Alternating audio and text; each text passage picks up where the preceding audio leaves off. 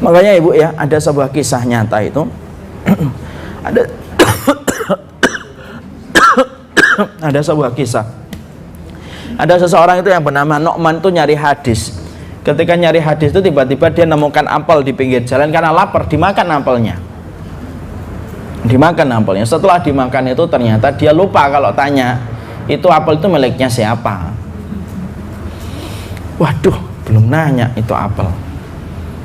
Kemudian dia ngeliatin itu, ada sebuah ladang apel di dekat dia itu.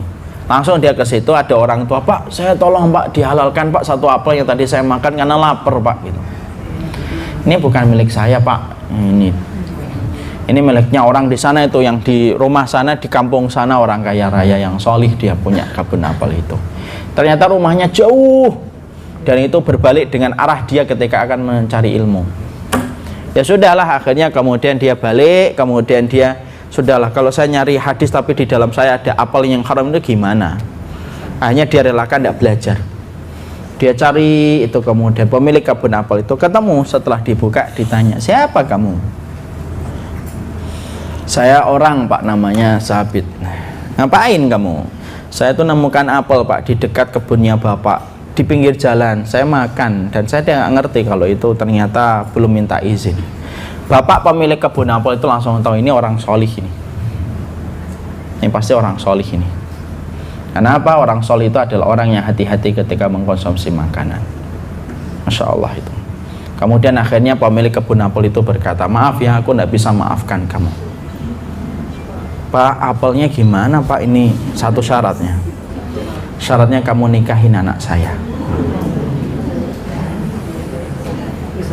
Langsung ibu-ibu, enak banget ya kalau kayak gini. Belum ibu. Anak saya buta, tuli dan bisu. Anak saya buta, tuli dan bisu. Dia mikir, ya Allah, gara-gara makan apel saya harus nikah dengan wanita buta, tuli dan bisu, ya Allah gitu. Sedih dia. Tapi karena untuk menghalalkan satu apel yang sudah masuk ke perutnya, ya dia, ya sudah saya terima Pak. Mungkin kalau kita akan mengatakan, lah Pak, saya gantilah 2 kilo lah Pak daripada saya harus nikah dengan anak Bapak gitu. Kemudian akhirnya terjadilah pernikahan, dan ketika sudah terjadi pernikahan, Masya Allah, kemudian sang bapaknya tadi itu berkata, sudah masuk sana kamar. Kemudian dia berkata dalam, ngapain saya ini mendatangi seorang wanita yang buta tuli bisu, terus mau ngapain gitu. Tapi karena sudah jadi istrinya, dia harus mengecup, dia harus memperkenalkan bahwasanya dia sekarang jadi suaminya. Masuklah ke kamar itu, dan sebelum masuk ke kamar dia ngucapin salam, assalamualaikum. Jawab waalaikumsalam. Dia kaget gitu, wah salah kamar saya ini gitu. Dia kemudian akhirnya, itulah kamarnya anak saya. Ternyata ketika dibuka, wanita yang cantik jelita, tidak bisu, tidak tuli, tidak buta ibu. Seorang laki-laki, seorang wanita yang cantik jelita, dan berkata, ayah saya mengatakan buta, tuli dan bisu, iya. Itu karena mereka, orang tua saya tidak pernah memperlihatkan kepada saya, tidak pernah memperdengarkan kepada saya, dan tidak boleh untuk saya berbicara kecuali dalam perkara yang diridhai oleh Allah. Saya buta, tuli dan bisu dari perkara haram dan kemaksiatan. Masya Allah, wanita salihah.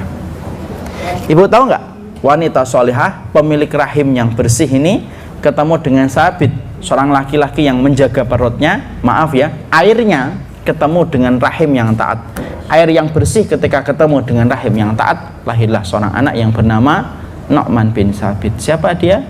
Imam Abu Hanifah rahimahullah ta'ala.